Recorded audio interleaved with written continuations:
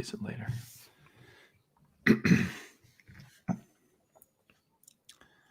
So, hello everyone in YouTube land.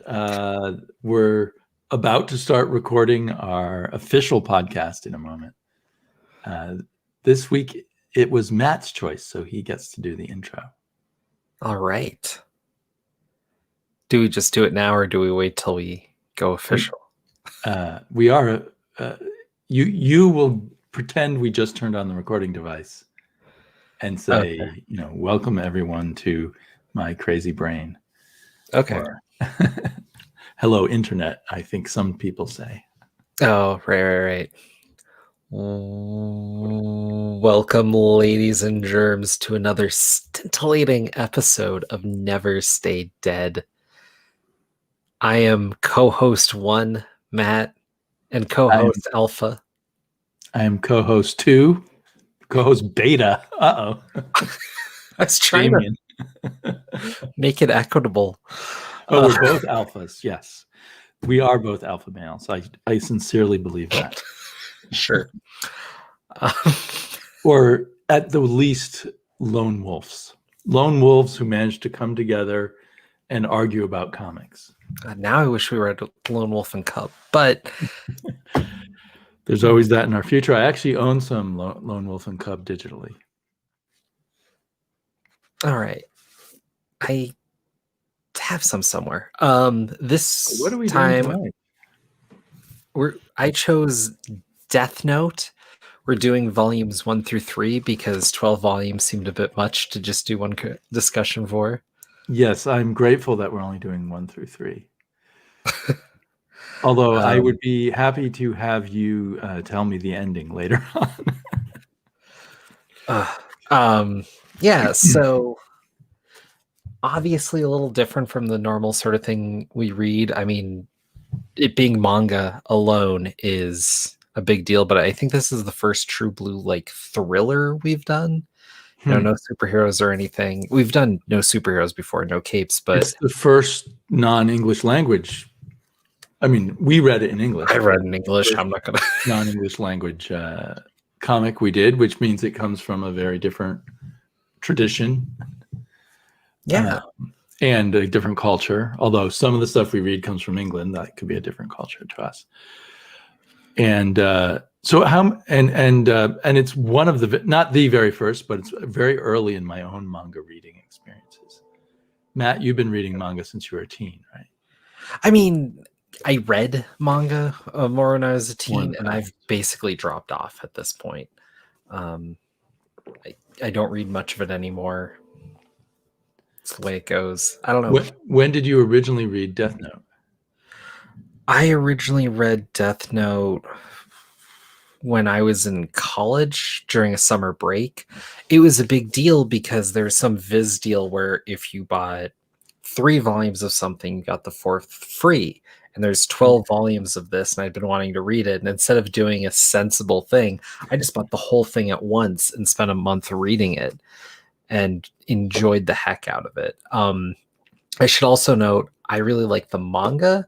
There's an anime or, adaptation of this, yes. And I don't like that one. I confess I watched 10 minutes of it and decided, kind of boring. Plus, I've already read the story. Yeah. At least the part of the story that was in the first 10 minutes. Right. So any other background you want to give on this before we start talking about the actual story? I mean, I don't know if I have much more background. Do you have anything to throw in, or just that this is one that I've heard about before? Mm-hmm. So I knew the basic premise ahead of time. And I knew that it was extremely popular. So I knew there was a premise of a notebook that someone can write people's names in, and then those people will die. And that's pretty much what I knew. And that complications would ensue from that basic fact. Right. So, and it ended up being completely different than I imagined in that sense. That's fair. I mean, this is not what I would have expected at all. I guess the other thing to note is there's been some other weird adaptations of this. Like there's an American movie based on this that was Netflix exclusive, and it goes very differently. Have you watched it? Fun. Oh yeah, my wife and I enjoyed that one. It's a hoot and a half. Maybe I'll try that one at some point.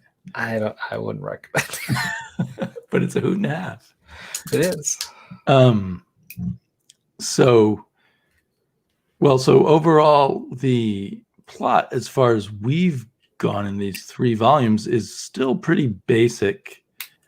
The thing that I really didn't see coming, which starts at the very beginning, is we actually start with some kind of death demon named Shingu, who comes from at least this is my interpretation, from a dimension of death demons or of demons.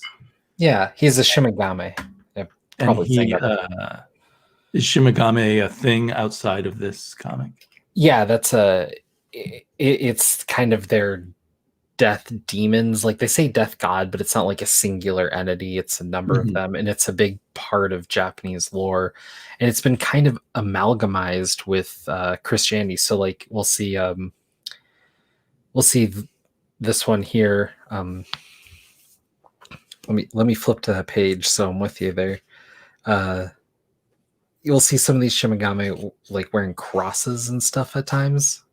Mm-hmm. And so Ryuk is the one we're seeing. Oh, and, like he has that cross on his belt. I don't know why I'm calling him Shingu. I don't know where I got that name from. Yeah. So Ryuk kind of looks like Lobo a little bit. Yeah, I see it. Yeah. Lobo crossed with a clown. He's got that clown smile with fangy shark teeth inside of it. And clown eyes. So, and I don't know if that's just the artist's interpretation or if that's a standard interpretation. It seems like the different demons look different from each other, even though they're all. Yeah, I mean, I think there's aspects that are kind of canonized or whatever, but like there's no like singular look. It's not like the devil or anything, right? It's a demon. So, I guess this I wasn't clear on. He either purposefully or accidentally drops his notebook in the human world. Intentionally. And whoever picks it up can use it. And if they touch it, they will also see him. And I guess he has to hang around as long as they have the notebook. Is that true? Or does he just want to hang around? I don't think he has to. And that's part of the thing about this. Is that within the world of Death Note, there's these very like fixed rules, and a lot of the story and a lot of the movement is around the bending or kind of the discovery of these rules, and that continues to be a motif as we move forward. And so as we move on, the rules of the Death Note are kind of put forward again at certain times so that we remember like that's how this universe works. That's what we're playing with, and that's very rigid, very intentful. So, and that's one of the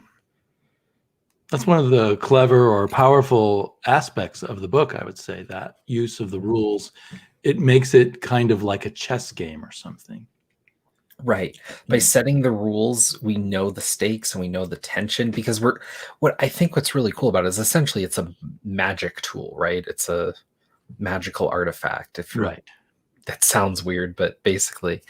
And by having these really rigid rules around it, it takes away that kind of Deus Ex Machina or flimsy writing idea of magic and being like, this is how it works. It's a tool. Here's the manual. And there's some stuff that's not necessarily in the manual, but it's all there so we can really play with it. And there's some, as we get to, I think it's more in the second volume, there's some wiggle room in the rules, and Light, our main character there, starts toying with it to test the abilities. Right. He discovers aspects of the rules that Ryuk, the demon, didn't actually know about. Right. And I assume even more of that will happen in later volumes that I didn't read. And so I assume he did not know who would pick up the notebook. He didn't know who it was going to be. Who does pick up the notebook, named Light, which is a strange name, Light. He, and I can't remember his last name, but it's a more standard Japanese last name. And Light turns out to be some kind of super genius, I guess. Right. He's one of those all-arounder high school guys who's like an athletic whiz. He's like top placement in all his classes. He has his pick of colleges, that sort of thing. And he's right at the end of high school, moving into college when we find him. And so, yeah, he's kind of the superstar kid who's kind of bored. And also, as the story unfolds, seems to have utterly total control over his emotional state. He doesn't ever give himself away. He's possibly evil.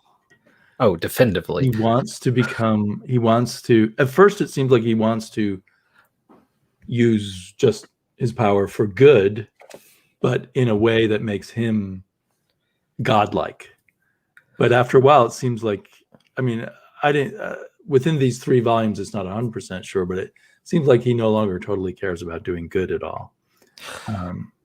Right. So I think that's where that will deteriorate even further.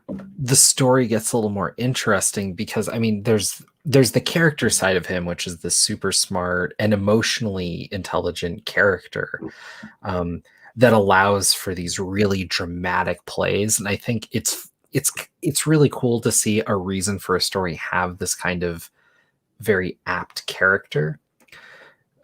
Because he's paired against someone at his level, and so it makes that like chess match that you were talking about happen very quickly. But ultimately, he's kind of in a slight bit of a chess match with the demon, and then just with the police and society. But then with this, what I can only describe as Japanese version of a Sherlock Holmes crime solver.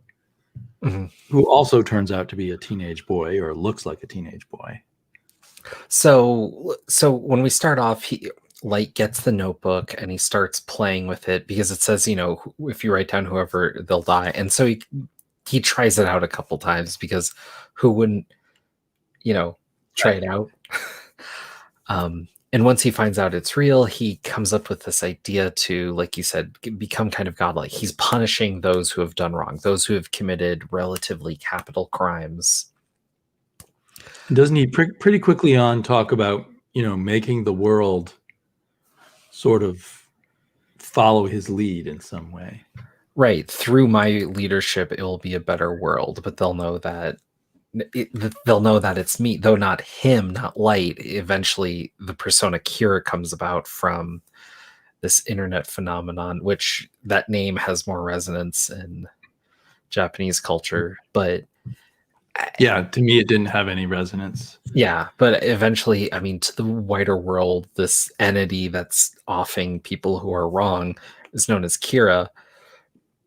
But then this, like you said, it's like a Sherlock Holmes, like some sort of super investigator. L comes to the forefront and narrows in on him pretty quickly. And that's one of the moves that I really like about the book, because there's no way to really know who it is at first, because these people are dying of mostly heart attacks. That's one of the rules. If you just write someone's name within a set time frame, they just go from heart attack. Like a heart attack within 40 seconds if you don't write anything else down, I think. Something like that. But if you do write something else down, you can really detail out their death. But another one of the rules is it has to be within reason. They'd have to be able to act on knowledge that they have. Things like that. And you have to know what the person looks like and know their name. Right. And excuse me. What was that? I was going to say something about that. But in a sense, going back to the Sherlock Holmes thing, our character Light eventually is becoming Moriarty to Sherlock Holmes, to L's Sherlock Holmes. Yeah. And it does happen. I think that was, one of the disconcert. Well, it happens very quickly that Light catches on to how to use this death note. Mm-hmm. And we skip ahead in time at some point, and he's already first he's trying it out, and then we skip ahead and he's killed 100 people already, or something like that. It's like, and I found that I didn't think that would be the way it would happen in a Western story. I was shocked to not get the follow the character's movement from not believing to sort of believing to developing this desire to kill huge numbers of people who he thinks are evil. So that was my first moment of like, wait a minute, this feels very unfamiliar to me. I don't know if that's a culture shift as much as the creator choice. Because I mean, the main reason I could see that being done is pacing. Like, we get that idea, that character motivation from Light throughout the story anyways, though it comes at a bit of shock to us, but also comes a bit of a shock to the Death God, which characterizes it in that same moment. Like, even he's like, whoa. Yeah. No one's done that before. And one of the coolest parts about Ryuk is he's not necessarily on Light's side, even though he has the notebook, but he's just bored. Right. And he's just curious what's going to happen next.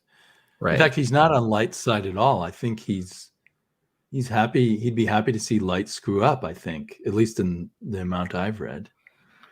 Yeah, it would amuse him to see Light screw up. But I mean, it's pretty easy to tell that because Light and L get into this, back and forth, it's more entertaining for him. So he wants to see as tense as it gets. It's as entertaining for him as it is for us. Like, that's just a cool little twist on the idea. But see, for me, and I just assumed it was because of my idea of Western storytelling, this setup, the most interesting thing about it, I would have thought, was how does Light go from being a normal teenager to this desire to be a power-wielding god? But that part is kind of skipped over. He's already there almost instantly. And so that's why, and maybe it's just the author of this. To me, that would have been the proper material for the first 6 volumes, that part that's skipped over, in a sense. Well, because, I mean, he has a power complex, and that's kind of what they build to by the time you get to volume 2. Right, but he seems to have his power complex almost immediately in terms of number of pages. Right. And then we get endless stretched out manga style stretched out stories about playing out after that first 100 kills. Mm-hmm. Once people are now realizing, after those however many kills, the 100 kills, they realize, oh, this must be there's some connection between all these deaths. There's too much of a pattern here. Right. Well, and that's part of what they say initially, is he's saying, like, any idiot could put together like all these heart attacks of all these criminals. Like, there's a force going on. He didn't necessarily count on investigative force honing in on not just like Japan, right, but like his region of Japan, very quickly, probably his high school.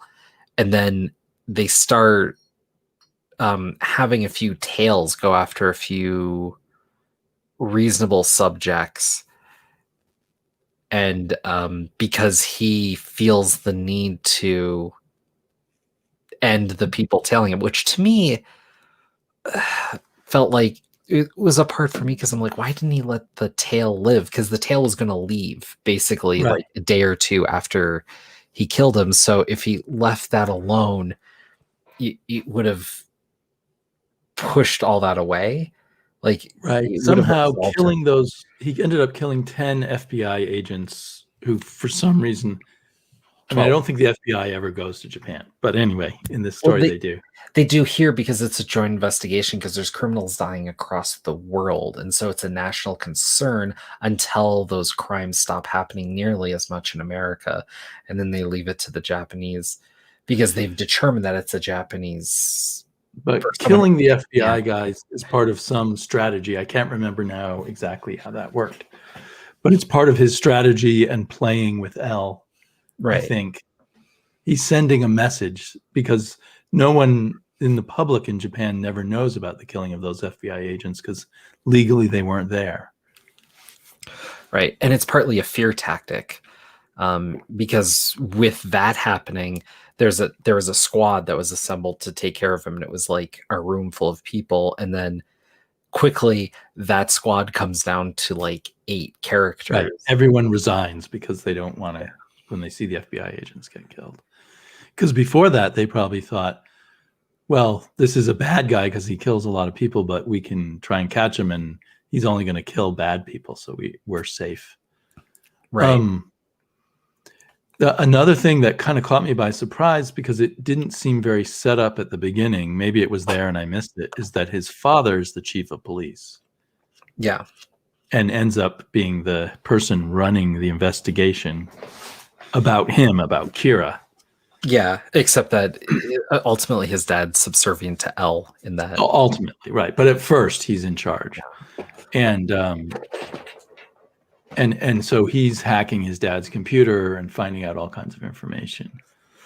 But again, that's something I think a normal, on average, in a American or even British story would front load a lot about his life before he becomes corrupt, and not just dive into the post-corrupt life the way they did. I'm not sure that's a East-West thing. I think that's just a pacing issue. Well, it's what made this story feel very odd and alien to me. There was so much loving detail on the chess game of it all between the good guy and the bad guy, if they really are good and bad. But that it seems so focused on intricate details of that, and so uncaring about other details that I would have cared about a lot, that it just felt not like a bad story, but a very different story than I could have imagined this being. Well, yeah, I think especially because we're so used to superhero stuff, like that's so character first. This is plot first, hands down. And it's a thriller. And so, but I'm also used to thrillers and science fiction novels and fantasy novels and horror novels. It's a lot like a horror novel, but it would be like a Stephen King novel that skipped to the first 300 or 400 pages. So better? It depends on your. I was lacking. I guess this is jumping ahead to my. I enjoyed reading it, but I was lacking caring about it at all. It is a weirdly detached story. I feel like, because I mean, that's part of it. Like a big part of this story is that our point of view character is the villain. And for that, the reason why I think is an inverse of why your normal like cop procedural show actually follows the cops, because in this case, the killing and the destruction, all that is with the stroke of a pen. And so by following the killer that's omnipresent and kind of invisible to everyone else, that doesn't actually need to be anywhere per se, by following him, it keeps things more tense in a way that almost any other crime story, it would be the opposite. And so we keep up with him because that keeps the tension tighter. And so it's more about finding him and dealing with him. So his perspective is more interesting. And we get bits of his character as we go on, but his character is young, it's developed, and it's kind of, I mean, honestly, like if you take away the Death Note Kira aspect, he's supremely boring. Right. He's kind of a dull, passionless, disconnected human being. But you could do stuff in terms of character-based stories with the disconnectedness. But there's no, at least in the 3 volumes I've read, there's no interest in why he's disconnected or what that says about any other aspects of his life than this dispassionate chess game he's playing with the detective, and kind of a chess game he maybe is playing with the demon. Well, because ultimately, like school, he just breezes through. Like he has this tennis thing we find out, but I mean, it doesn't ultimately. Yeah. There's a certain aspect of making it up as you go along, I think, where the tennis comes in later when it's needed. But I mean, this thing is about that chess match. It's about like, if you have the supreme power, like what would hold you back? What does it? And also, I mean, you're talking about this development of why he'd want to do all this. And they kind of talk about it in a more sociological than psychological sense, but like it's the sense of the ability to do good, to change the world for the better, which, oh man, so I was at an anime convention one time and there was this Death Note debate panel, whatever. I went because I was fascinated, but it was mostly younger people, and I was younger at the time too, thank goodness. Yeah. But I mean, on a dime, the conversation went to like, well, I mean, who do you kill with this thing? And I was the like lone voice in the room, well, I guess along with my wife, basically being like, killing's wrong, and just murdering a bunch of people isn't going to really solve many problems. And they're like, well, no, you just need to kill like the president, all these heads of state, and start and billionaires. And I was like,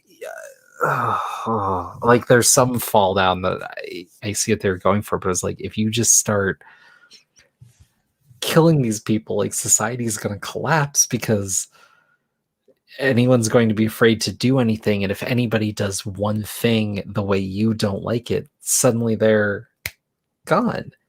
And that's not reasonable. But it was just amazing to see how these people saw this and didn't see like the morality play or the fact that like this is bad.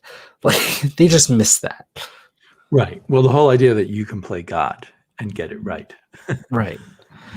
But so, well, I see that like very quickly. We don't even explore what his ideal plan if the police weren't after him, and now he's just mostly focused on fooling the detective L and the police that are after him. Other than he just says he wants society to follow his lead in a sense. Somehow through his killings, they'll know what he wants, and I don't know. Well, he wants to me, it's an interesting but very thinly developed premise. Well, no, I mean, he does talk about this. He wants a more idyllic world, and so like he wants to. I mean, he basically wants to eliminate the idea of major crime. So people wouldn't murder, people wouldn't rape, people wouldn't do, grand scale larceny, that sort of thing. Cause harm on a mass scale. Right. And crime does go down once he starts doing this. So it is effective to kill people, according to this story. Right. Well, I mean, it makes sense. I mean, if there's a punishment like that, that's kind of like omnipresent eye, people would react. I wonder if there's a sense of I don't know, that the intelligent person is immoral. Well, he's a sociopath, right? Mm-hmm. And is it saying something about all sort of super high achieving teenagers that they lack? I don't know if it's every high achieving teenager, but I don't know if you've looked at like sociopath profiles and whatnot. Like there's a good deal of them that are relatively well achieved, relatively well received, partially because they're somewhat charismatic, because they're not burdened with really caring about what other people think about them. So they're able to maneuver and be personable in a room because they just want to do well and achieve. And so that's not what I learned when I was a psychology major, although that was 40 years ago, I guess. Well, part of it is, generally the prisons are full of the sociopaths and the psychopaths because they make their mistakes pretty quickly in life. They don't take a good measure of things, and they and there are probably exceptions, but probably plenty of exceptions. But that's kind of what I learned what I was taught when I was a psychology major.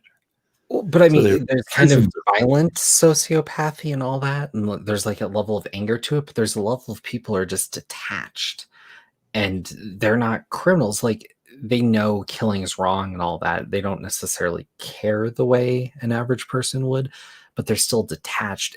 And because of that, they're able to do things other people aren't. They do tend to be more charismatic. That's more where I'm seeing this. He's able to achieve a lot more because he's playing everyone. He's tallying the score, and he's sharp. And so he's constantly moving this around and able to completely control his reactions and whatnot. Like he is not, he's emotionally intelligent, but he's also not completely there at the same time. It's a really weird character because, like I said, he's really boring when you break it down for him, like as a person, but the tools that enables him with are shown throughout this. And so I think that's what's coming through there. And the story gains a new dimension. I can't remember whether it was in volume 1 or volume 2, where we meet this other character, L, in person. And he has wild hair and bizarrely staring eyes, and he has grips. He has to sit with his legs up and his toes gripping a cushion, like some kind of strange psychological quirk of his. Right. And he's more, like you said, Sherlock. He's weirdly a more realistic Sherlock Holmes, where you know that bit about Sherlock Holmes like only keeping the information in his head that he needs in order to solve cases, but like isn't necessarily fully aware of things that we would consider common knowledge because he doesn't want that. Right. You know, yes, he doesn't even want to know about things that won't help him solve crime. Right. And this guy is incredibly eccentric. It's a character trait we get later, but like he eats sweets all the time because he's burning through so much brain power. He's basically like constantly semi-hungry and needing that kind of like sugar fix. Like everything about what he does is to optimize stuff, and he adds percentages to everything. Like he's crunching numbers to things that he's a bit of a human computer in a way, right? But he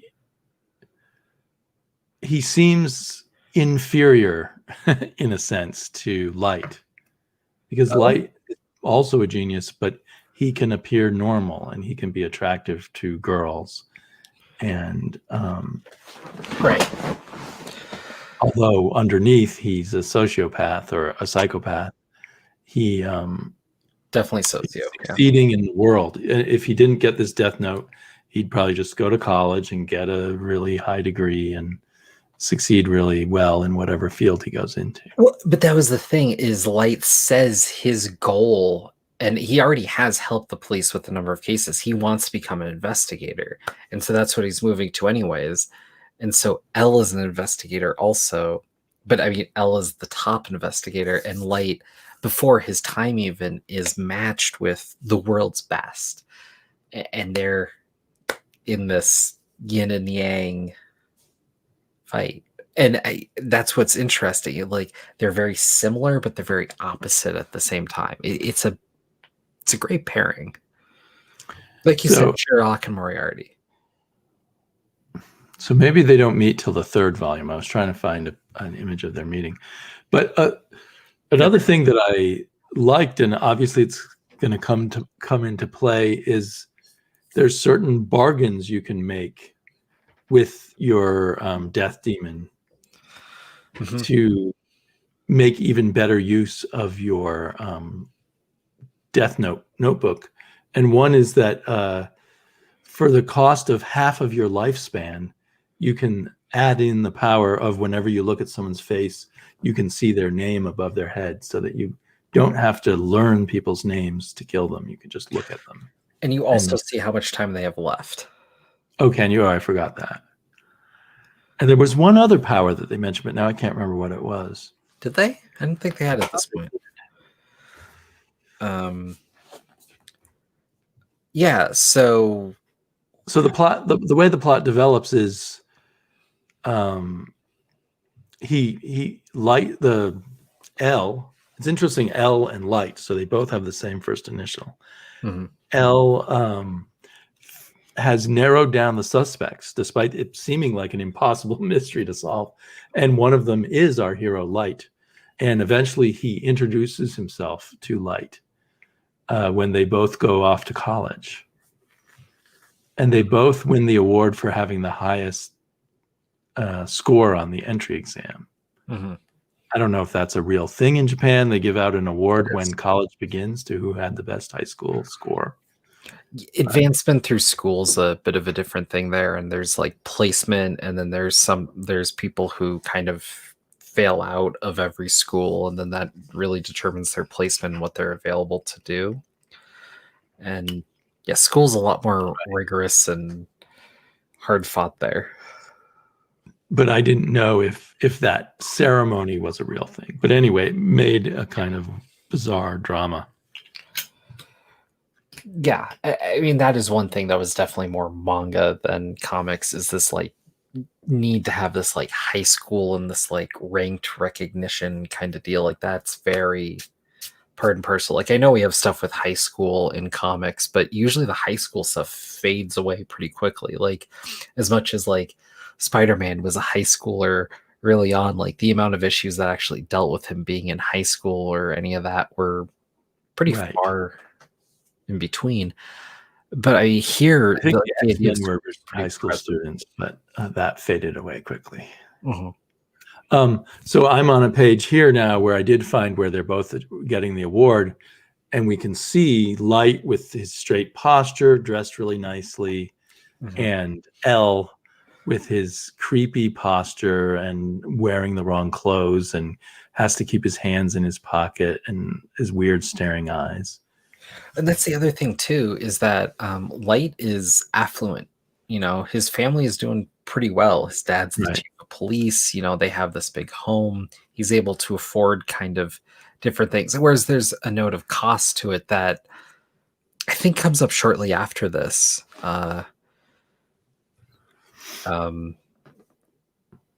Money isn't as much of an object for him. Right. Yeah, and maybe a police chief is higher in the social rank. I mean, the police chiefs here get paid very well, I suppose. But I don't know if they're usually viewed as their children being in the elite. But perhaps they are. I don't really know. I mean, it's a pretty prestigious job. Yeah, I mean, he's not like a multimillionaire, but they're doing good. So then, I mean, then we get the chess game in person. Like, does he really think does he does he think I'm Kira? And what's he trying to do? Why is he saying every word they say each other is part of a chess game back and forth? And he tells L, I forget L takes on the name of some well-known movie star or something. Yeah. Which Light immediately thinks is probably fake. And then eventually L tells him, I am L, and I think you might be Kira. And what's really fun about that is Light doesn't necessarily believe he's L, but he knows he has to play like he is anyways, because he's associated one way or another. And we already had a fake L in volume 1 who was immediately killed. So this could be a fake, for me as a reader anyway. You know more than I do. This could be a fake L also. It's not. Okay. And it almost occurred to me, maybe L is more than one person or, institution. Well, but anyway. Yes and no. And it turns out that L is also very good at tennis, and they have this amazing tennis match. Which is great. This is the kind of thing that I hear about in manga, and I like when I see it. You just wouldn't see an extended tennis match in an American comic. You might see it for a panel or two. Right. I've never seen anything along those lines. There's one hugely popular tennis manga. I've never read it, nor can I remember the name right now. But yeah, like there's sports manga and all that. Like, right. I wasn't even sure if tennis was like an important sport in Japan. Oh yeah, it's really big in Japan. So is baseball. Here, tennis is kind of, it's not just elite people who play tennis, but tennis is a more serious game for people at elite schools, elite high schools anyway, I think. Yeah. And it's up there. It's not like football or anything, but. When I lived in Hawaii for 1 year, When I went to take tennis lessons, they were at the school called Punahou, which is where Barack Obama went.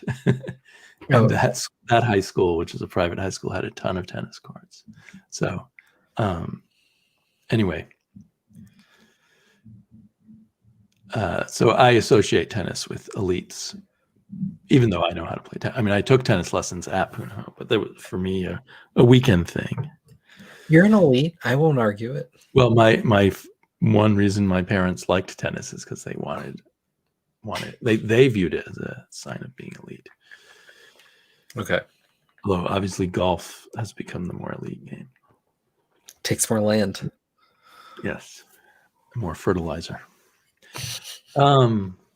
Anyway, I thought that was cool. And it gave some excitement to their mental chess game, as the tennis was part of the chess game. Yeah. And tennis is, well, most sports are, but it's a very one-on-one psychological game where you can, if you have close to equal skills, you can win by intimidating the other person. Right.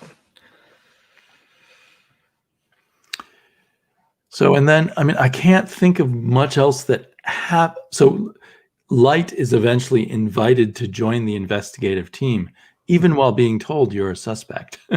Right. But because his deductive skills are so incredible, they want him on the team, because Light has this thing where he suspects him, but he suspects him at like 3 and then 5% and then slightly more later, but only because he's so canny. He believes he could be pulling off and fooling L, because L considers himself wherever he is. And that's why we did skip one major, possibly the most popular part of Death Note. Right after the FBI agents are killed, a number of targets have their homes bugged and set up with secret cameras. Oh, right. That was a great scene. Yeah. And so I don't know where that was, but somewhere in volume 2. Light figures out a way around this because he has to keep the deaths rolling. Otherwise, they're going to know during this period that they put them under scrutiny, it stopped, and that would raise suspicion. So he figures out a way around the cameras all in his room by buying this micro television so he could watch the news to know who to target. And he's writing with one hand inside this potato chip bag that has the TV, and then he's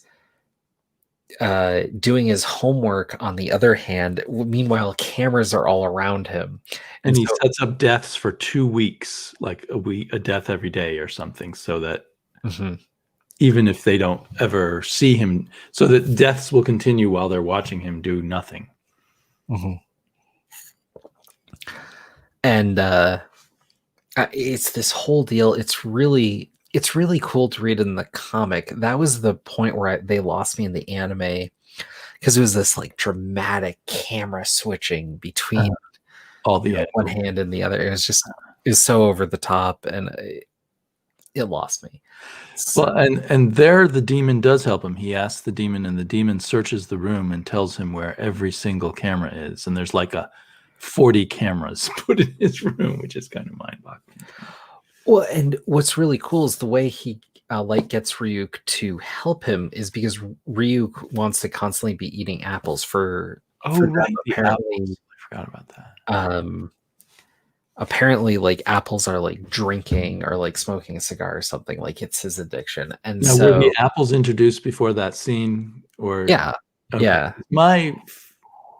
I often feel like things just come up when they're needed, and that there's kind of there's Ryuk with an apple. I mean, they mentioned the apple thing when Kira was testing his abilities and had one of them write like death gods love apples. And then they explain why later. And so basically Light's saying to Ryuk, like, I can't let you eat apples in my room if there's cameras all over, because they'll see a floating apple.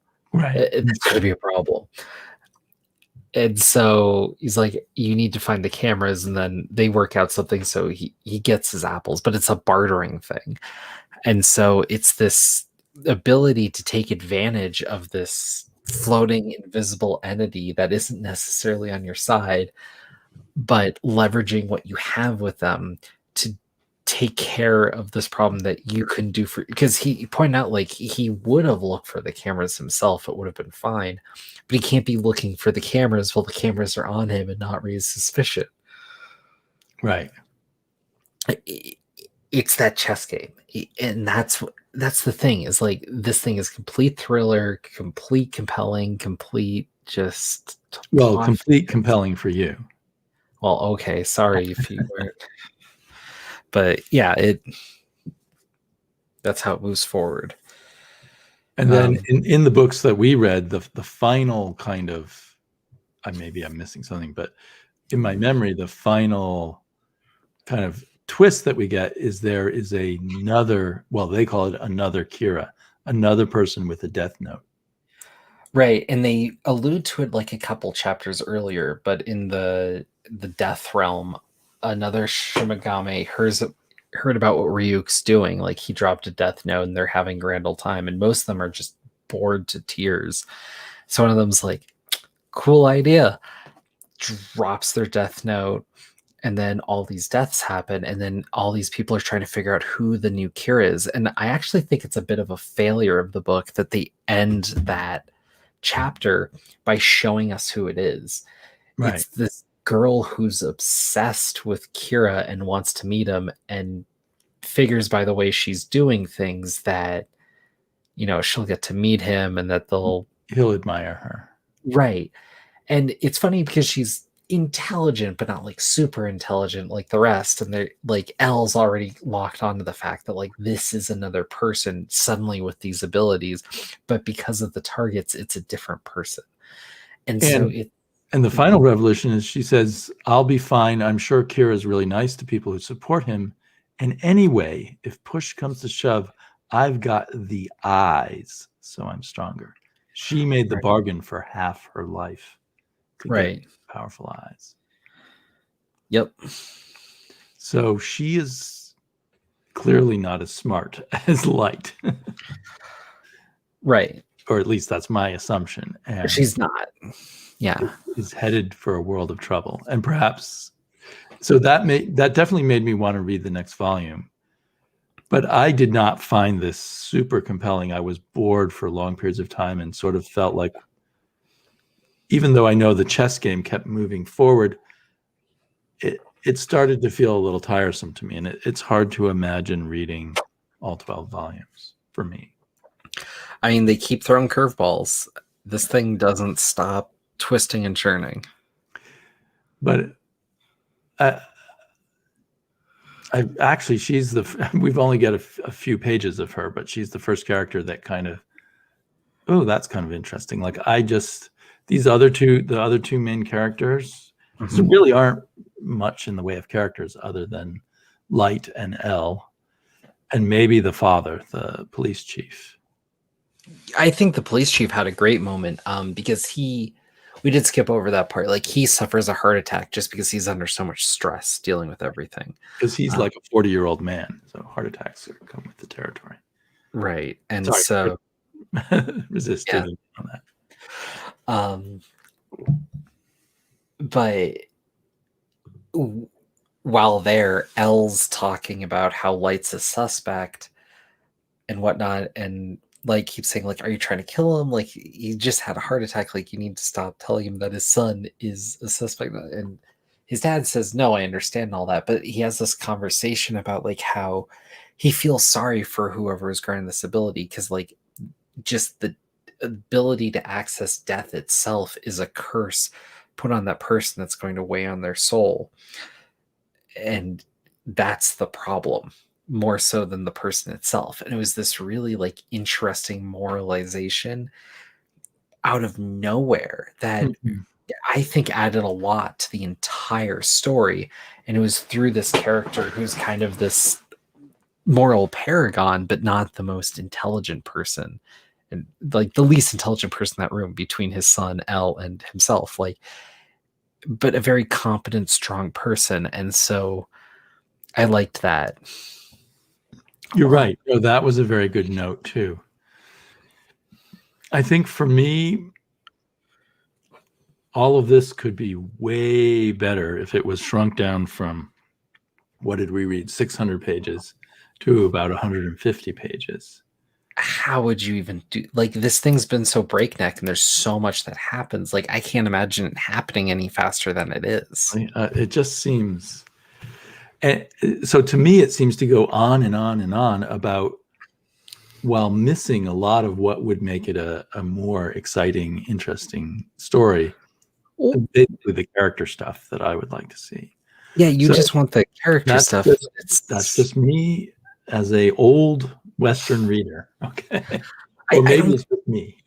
I don't think it's an East-West thing. I mean, there's a lot of character-driven stuff, whatever, not in this book, but elsewhere. But I mean, this thing is completely plot first. It's about what happens next. It's completely thriller.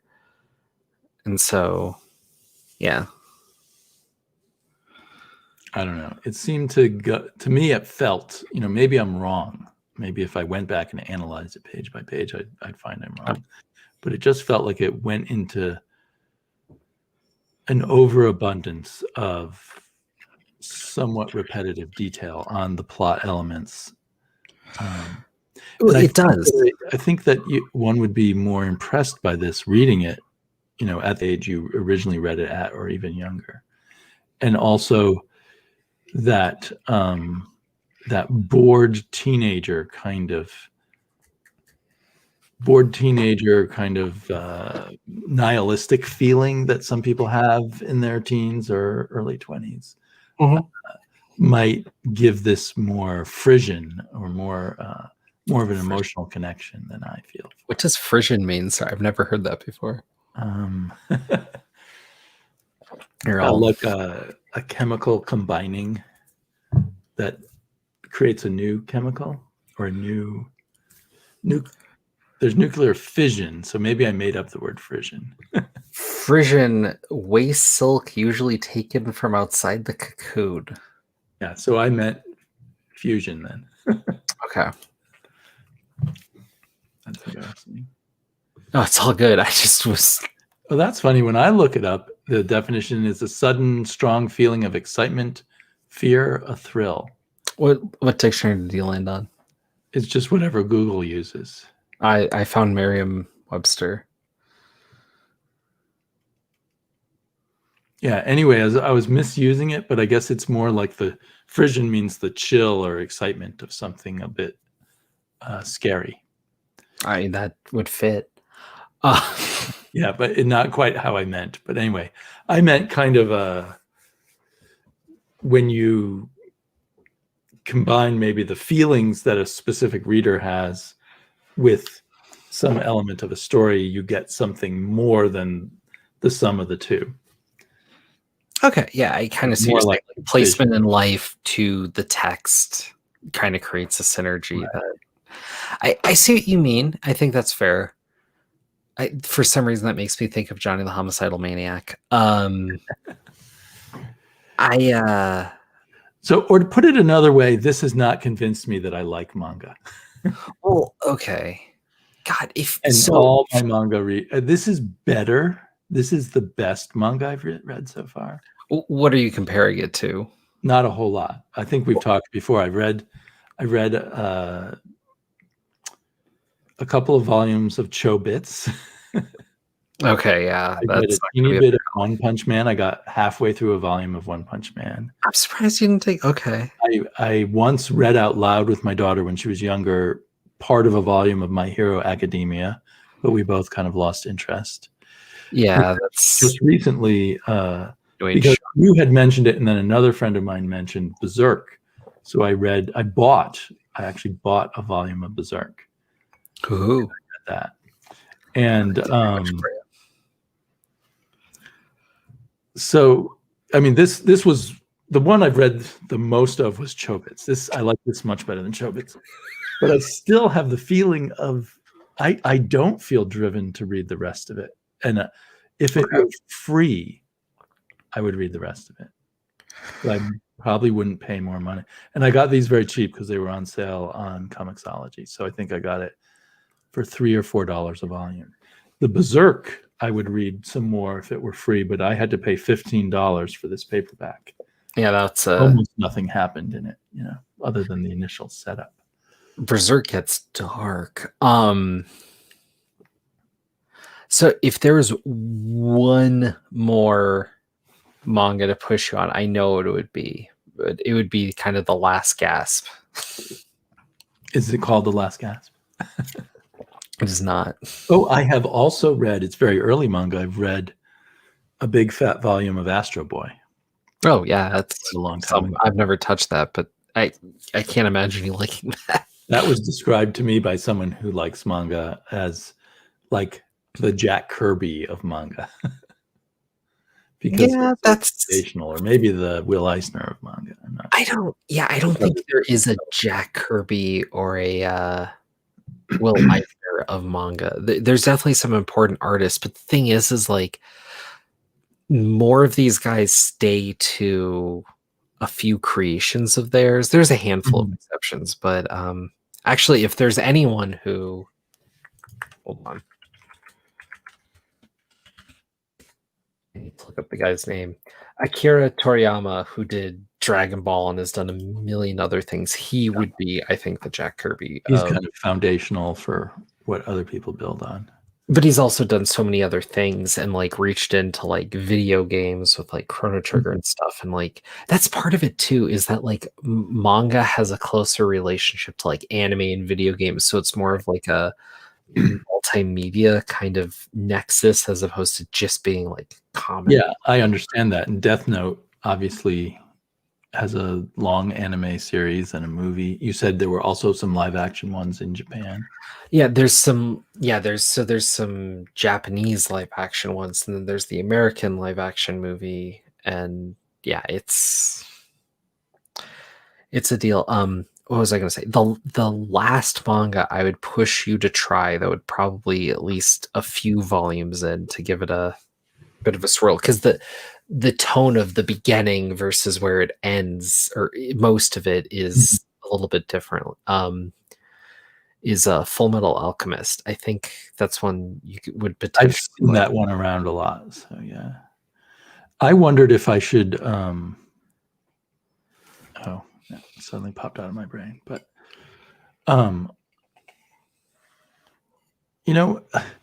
it's not that I didn't enjoy Death Note, and I think it's very clever. The art is at times really amazing, and at times too teenagery for me. But that's fair. Well, that's the other thing you have to remember. This is the Shonen Jump manga, so 10 pages every week. Right. That's yeah. I've been curious just because I've seen some imagery from it of that Attack on Titan. I wonder if I'd like that. I go for it if you want. I couldn't recommend it. If you want to, Does Cowboy Bebop have manga? There's a manga of Cowboy Bebop, but just watch the anime. Yeah, I have watched the anime. That's one of the animes that I haven't watched a bazillion animes, but I've watched more anime than I've seen the movie. No, I didn't even know there was a movie. It's so good. And the soundtrack is incredible, though it's Cowboy Bebop, so redundant. There's two mangas of Cowboy Bebop. There's a 3-volume kind of like mini stories that take place during the bulk of the anime. They're fun, but they're extraneous. And then there's a 2-volume manga called Shooting Star that was based on the original pitch of the show, where things are a little different. Spike is a little more hard-boiled, so is Jet. Ed is actually a sibling character set. Faye's less in it. Ein's a little more vicious, but it's only like 2 volumes, and it's just like an alternate take on Cowboy Bebop. It's fun, but also again kind of frivolous. See, I mean, my impression of manga is it's cool because there's all these different genres and stuff, but I'm also forming the impression that a lot of it is just on a page by page or chapter by chapter level. It's too thin for me. I feel, and maybe it's again because of a cultural difference, and if I were Japanese I would feel the reverse, but I feel like there's not as enough going on page for page. And one of the things that I like about comics is it gives me a lot per page, more than a novel. And for the amount you can pack the information of a chapter in a novel in 2 or 3 pages of a comic if you want. Okay. And it feels like the reverse here. And so maybe that's an aesthetic thing, or just what you're used to, or what my expectations I come into a comic book with. So the closest thing I can equate this to, because I feel like it's one of the few places where you could, when Marvel was trying to bring Spider-Man to Japan, there was a Spider-Man manga. Every translated, thank you for getting me those issues, or helping me find the last few issues. Oh yeah, when you visited, I helped you find them. But right. So the thing that they found was that when they were studying the difference between markets, the American readers were a lot more focused on like what was going on and kind of the story and the intent and the feeling and a lot of things that we focus on when we talk through books and whatnot. And they found the Japanese audience was a bit more plot focused and also more focused on the art and tend to flip through things faster. Because they're trying to like take it in while they're going on a train ride, commuting or quickly. I thought of that while reading this and while reading Berserk, that if you're picking it up on your commute, the fact that you can have a lot, be jostled by people and stuff like that. And because earlier today on a video hangout that I was on, we were talking about the Brubaker and Phillips Pulp. They're one of their recent hardbacks, Pulp. I don't know if I haven't read that one, but I've heard good things. And it's got all these layers in about 50 pages about a guy who used to be a cowboy who in his old age is writing pulp stories about cowboys, and he gets recruited by someone who used to be his enemy to disrupt some Nazi protesters in the 1930s. And there's just all these elements and layers of society and fiction, modes of fiction, and it's all packed in those 50 pages. And that's kind of my ideal of a comic. And so that may just get in my way of this kind of extended, it seems like these are more like long guitar solos based on a single riff or something. Okay. That's a weird metaphor. Okay. It's a bad metaphor. Sorry. It's just what popped into my head. So I can see reading it day by day on your commute, 10 or 20 pages at a time. And it's not hard you won't lose track of where you are as you jump back in the next day. Yeah. So while you're talking, I'm recalling a debate I got into. So I have a friend who has moved to Japan. He's a translator. He's much bigger into manga and has read some comics. But he and I got into a thing where he was talking about how the art was so great in manga. And I was saying, look, there's a lot of incredible artists in manga. I'm not saying there isn't.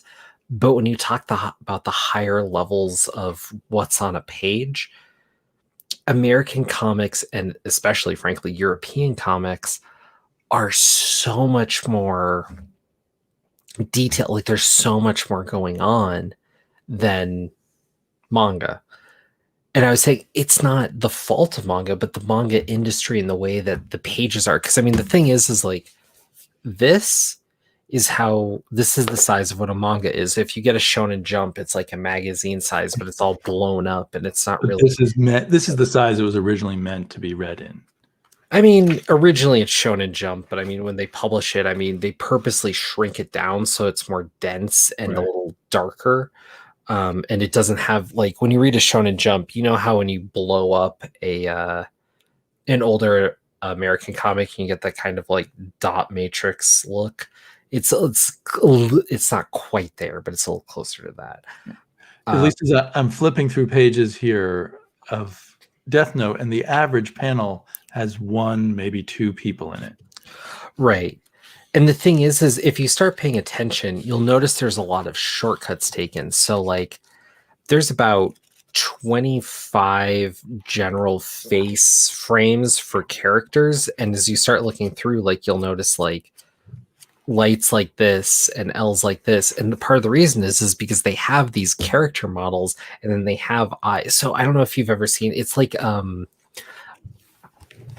have you ever seen how weekly strip artists do their comics? Like a Sally Forth is a perfect example. So in Sally Forth, there's the husband model, the wife model, and then the daughter model, and then like a handful of other characters. And then they have like a forward facing, 45, 45, complete side, and then a few others. And then 10 eyes, 10 lips, and and so they basically don't even have to draw. They can basically take a computer and just slap these things together. And there's little like marks on the faces to put the lips, the eyes, the nose, that sort of thing. And so it's this very like art by numbers kind of thing, and you're able to just crank it out. 10 pages a week, yeah, they're cranking it out. They're taking every shortcut they can. And so whereas when they need to draw something impressive, they do, which is what you were pointing to. There's other times where they aren't. And those pages are where they're making up the time so that they can get ahead or catch up on what they're doing. And sometimes some of those chapters, I think, that you're feeling where things are slowed down is probably just due to the freaking churn of it. And as much as I do love this, some of the weaknesses you're pointing to, I think, is just because of the industry of manga, which I think cuts down on the artistry of it at times. Well, there's plenty of weaknesses anywhere, right? I mean, sure. I'm not saying that other people shouldn't read manga or that it isn't equal or better. Oh, no. Comics, but I'm saying for me, these sort of what I'm, and I might be wrong. There might be all kinds of manga to disprove me, but what I'm seeing so far just says to me that given my limited time, do I just keep reading Western comics? But I don't know. I'll probably try some more. And if I maybe back when libraries open back up, I'm just out of curiosity, I might have read a few more issues of Berserk. Mm-hmm. Berserk struck me, if you don't mind my saying this in insulting terms, a little bit. But it struck me as kind of like outsider art, like someone just obsessive.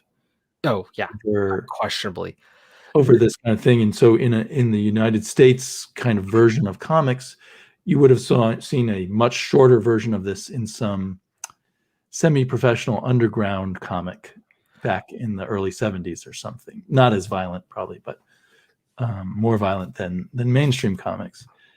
Well, and the closest thing to Berserk in Western terms is Cerebus. So, right, and it is a Conan. Cerebus, of course, comes out of Conan. But at least this first volume of Berserk, it's just fight some people, get tortured, talk to a little fairy, fight some people, get tortured, talk to a little fairy, fight some people, get tortured, I'm sorry, it's just you've only read the first volume of Berserk. Berserk is the darkest piece of media I've ever encountered. I believe you. And you haven't touched like the darkness. It's and I've thought about talking about Berserk for the show before, and I'm like, I don't want to, because I don't want to talk about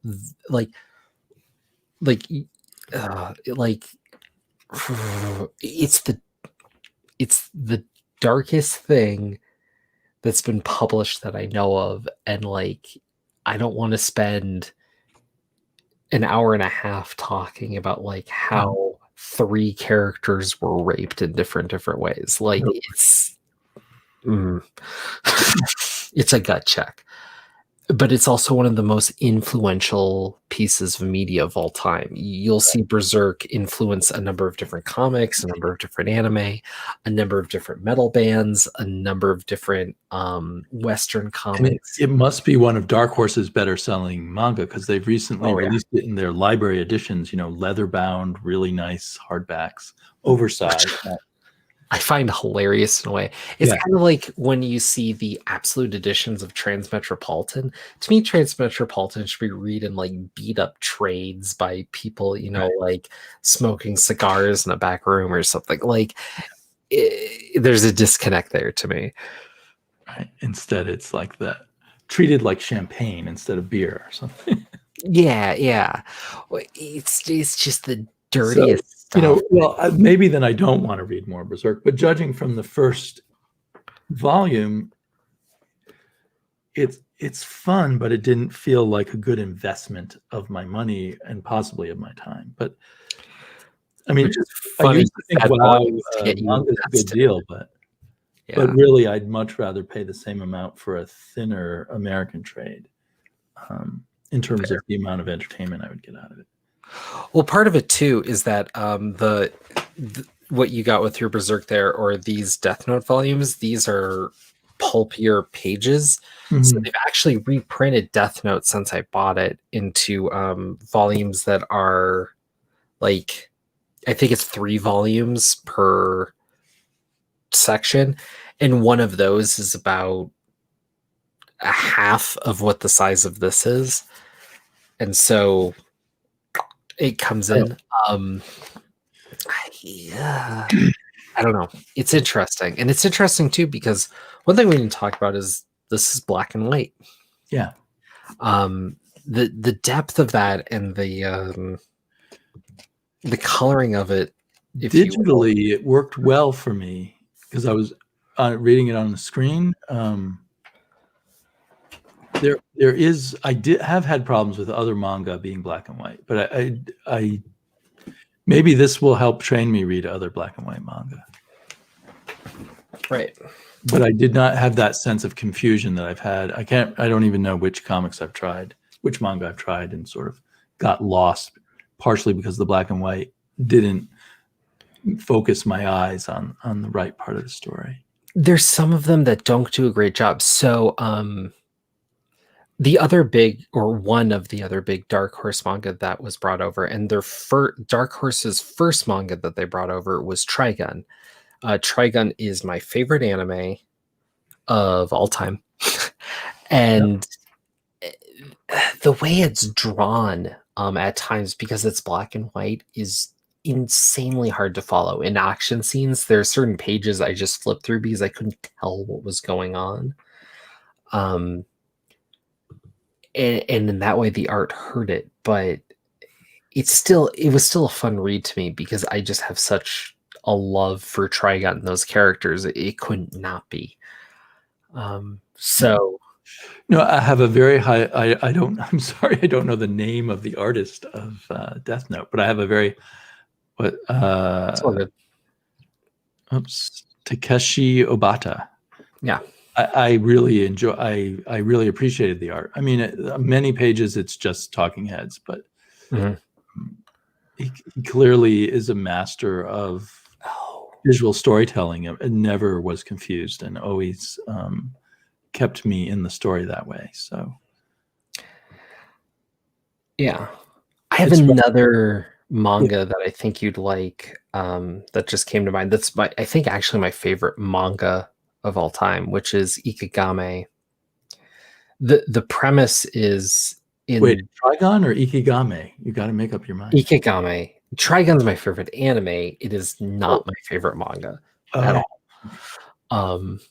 So Ikigame, the premise is the Japanese government, in order to help keep order, when you're born, they shoot a tablet into everyone, and there's a 1 in 1,000 chance that it's going to be activated at a random date and you will die. The person who issues you an ikigame is telling you you have 24 hours to live. And here is a pass to basically, you have unlimited money more or less for 24 hours. What do you do with it? And then we follow this one guy who issues the ikigames and talks and is like examining the morality of it as he goes through, because he basically took this job because he needed the job. And it's this fascinating thing in every story. And there's like 2 real stories per volume. Examines, what happens to these people, but we follow him through everything, and the plot kind of builds as we go. And it's really cool, and it's one of the most humanizing comic stories I've ever seen. Like, it's a really crazy idea, but I mean, once you get past that crazy idea, it's just human reactions to this thing and different people reacting in different ways. Based on their situation. And actually, I think it's funny because I think the first story is partially the weakest and also one of the most necessary to get out of the way. Yeah. Okay. Well, I wonder if, I could not get Death Note, unfortunately, on Hoopla, but I wonder if I can get Ikigami there. If you get that or Full Metal Alchemist, I'd be interested. Actually, it's funny. I say Full Metal Alchemist because I know the story of the manga of it, like through osmosis, but I've never actually read the manga.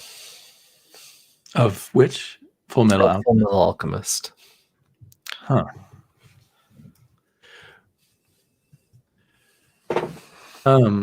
It is partially a matter of time, right? Because I have stacks and stacks of unread comics. Mm-hmm. Do they not have Full Metal Alchemist, or did I just write it? It's right there. I typed it in wrong, but not.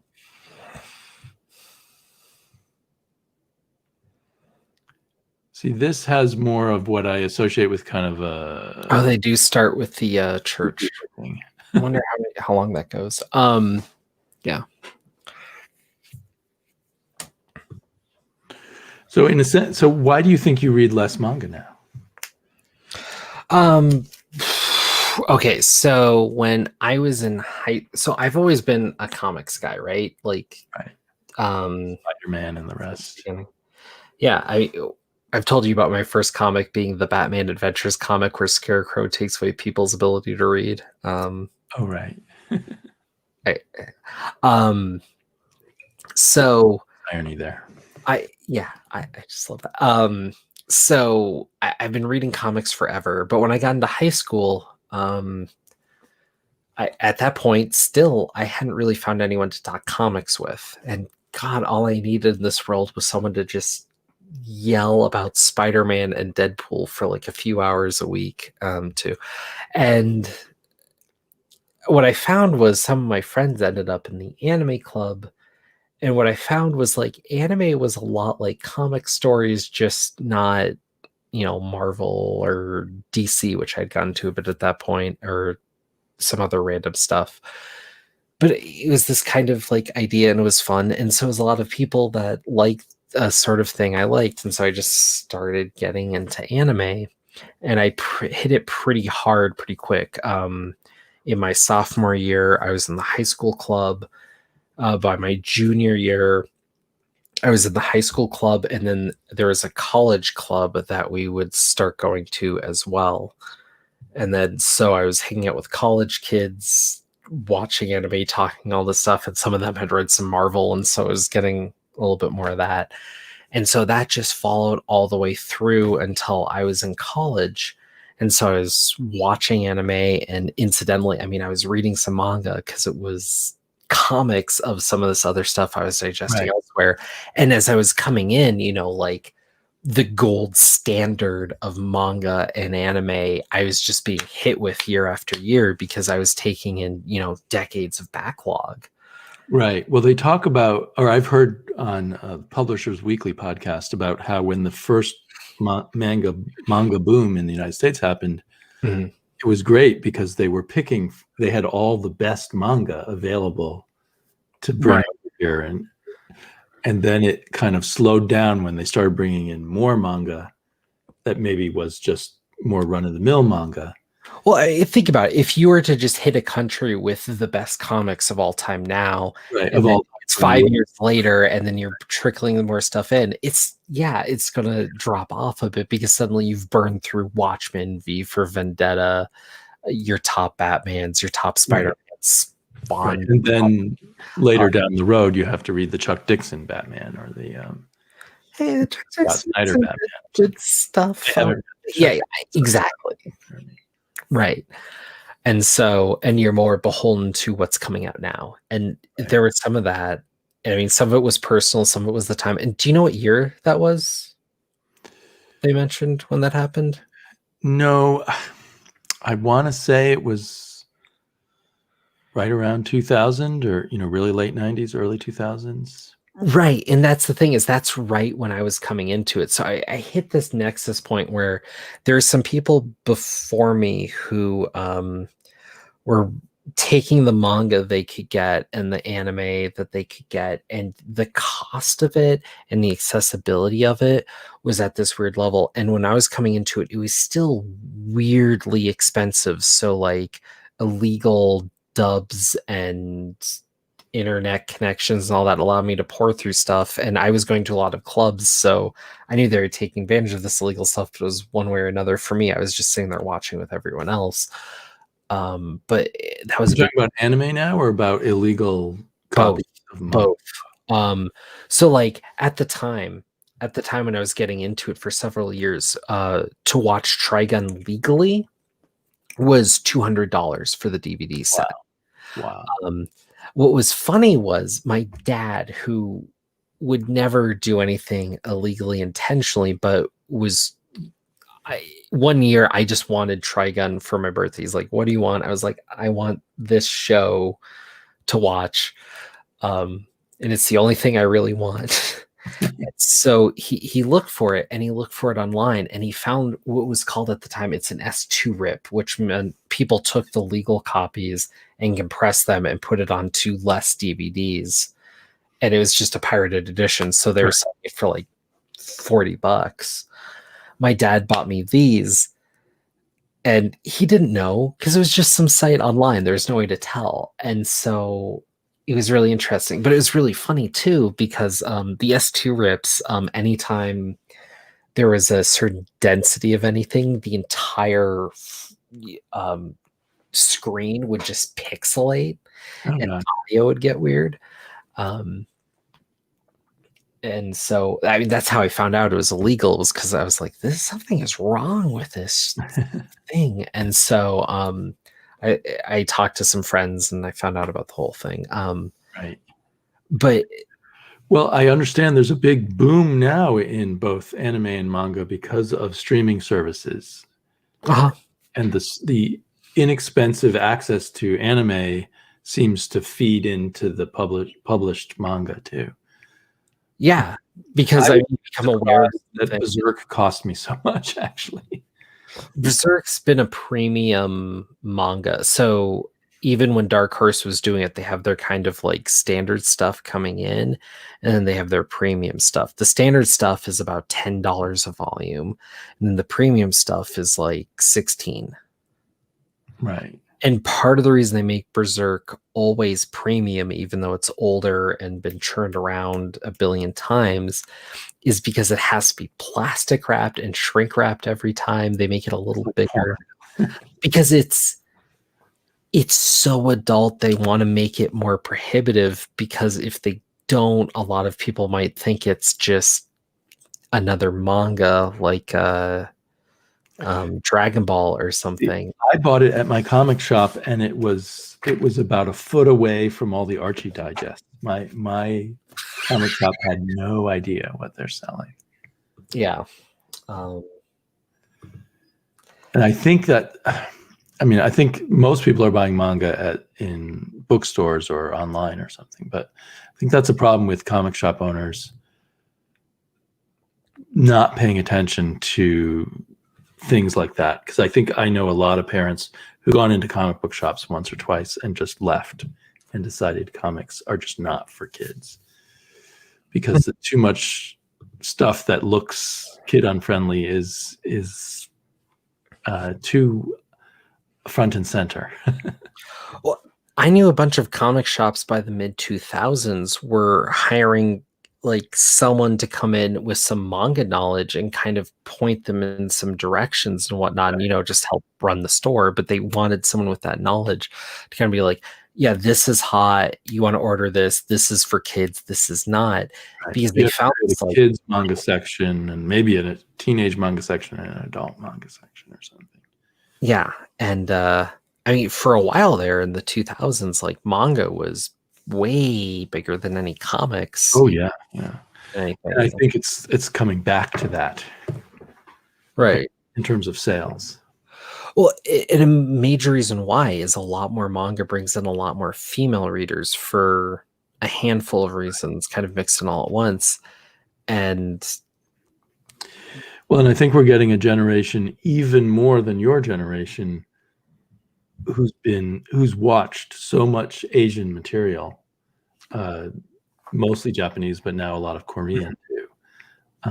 So they're a lot of the, not the language, but sort of the language of story and the language of types of characters and just all of that is much more familiar to the kids growing up today. Right. Well, and I mean, when I think about it, I mean, my gateway was X-Men cartoon, Spider-Man cartoon, Ninja Turtle cartoon. And so many kids now, I mean, it's just ubiquitous to have like Inuyasha, Dragon Ball, Pokemon, Sailor Moon. Right. And most girls' cartoons that we watch with my daughter, I now realize were descendants of Sailor Moon. Yeah. The just endless variations on the magical girl cliche, which I'd never even heard of magical girl as a genre until my daughter started watching all this stuff. And then we started looking into it and seeing, seems to go back to Sailor Moon. Yeah, I think Sailor Moon was the one that really popularized it. I swear there has to have been one before it, but ultimately, yeah. Right. And then there are even non-Japanese stuff that imitate that formula to one degree or another, like this Italian show called Winx. I don't know if you heard about that, but that was huge with little girls. And then what's it called? Ladybug and Cat Noir, a French anime influenced cartoon that's really big with kids. All of those borrow elements. So anyway, it's part of the storytelling language for kids growing up, even before they read any comics. Mm-hmm. So, yeah. I guess sometimes I think, I feel pretty good about having tried new things, and I'm, as I get older, still doing that. But I'm wondering if at some point I'm just going to reach my limit, and I'm going to, a lot of comic book collectors that we know who are in my age range are only focused on reading the old comics and collecting the old comics. Well, I'm reaching a point with that too. Like this last year, I bought so much, and I mean, I'm buying Marvel, I'm buying X-Men, I'm buying Spider-Man. I bought some Green Lantern because I wanted to pick a DC character just to not be a schmuck, I guess. But like, I haven't looked into manga forever. I haven't really looked into many European comics, and right now I'm just like, I've always wanted to read a bunch of this stuff, and now I'm just going to go for it, and I can come around to some other stuff later, but So did reading Death Note stir up the urge to read more? Right now, I pulled it out. I'm going to read through Death Note and finish it. Okay. It's funny. I was kind of interested because when I was reading the little like blurb that they have about the creator, he's the famous artist of this other manga that predated it that never got as big, but was kind of then. Yeah, but he was just the artist. He wasn't the author, so I don't have a lot of reason to care. Yeah, I mean, I could imagine, like, if you lived down the street from me, I'd probably borrow the next volume and then borrow the next volume, because it goes quickly.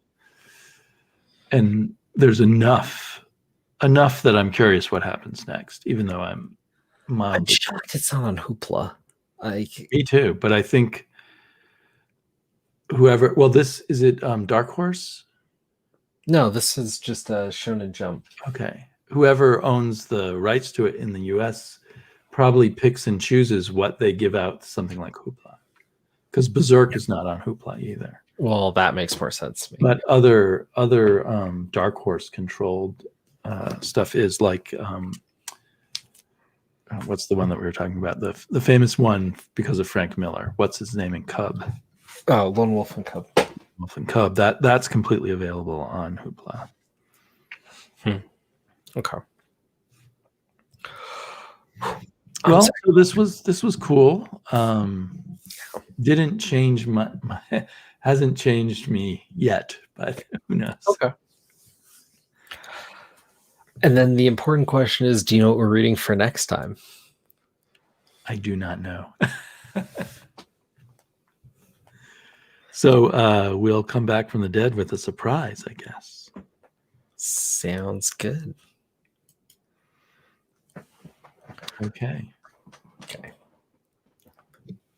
Can stop our recordings, I guess. I did edit the remainder of our conversation from last time. I'm going to release it as a podcast tomorrow morning, I think.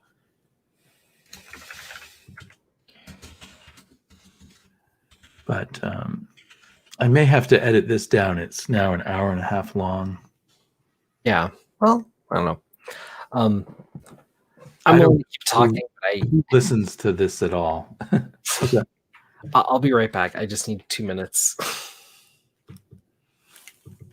Shall I? I'll just end the YouTube broadcast.